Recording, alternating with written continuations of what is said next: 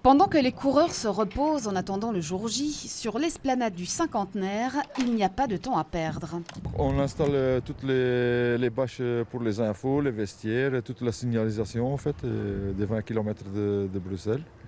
Et on a commencé ce matin vers 8h30. Et vous courez aussi? Non, non, enfin, je monte, je descends, c'est déjà pas mal. L'organisation d'un événement tel que les 20 km n'est pas une mince affaire. Les équipes sont à pied d'œuvre depuis jeudi et n'auront pas fini avant samedi soir.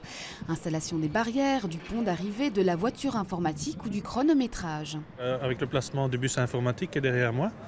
Et puis on va commencer à brancher tous les équipements informatiques, les relier avec le lieu d'arrivée, de façon à capter le temps des participants. Sur le terrain dimanche, des centaines de personnes seront réquisitionnées, des bénévoles pour ravitailler les coureurs, mais aussi la Croix-Rouge, des agents de Bruxelles Propreté ou encore la police. Les handbikes partent à 9h45 du Cinquantenaire et puis les vagues se font successivement de 5000 à 5000. Donc le temps limite de parcours est de 4 heures. Avec 37 000 coureurs attendus sur la ligne de départ, les 20 km battent cette année le record du nombre de participants.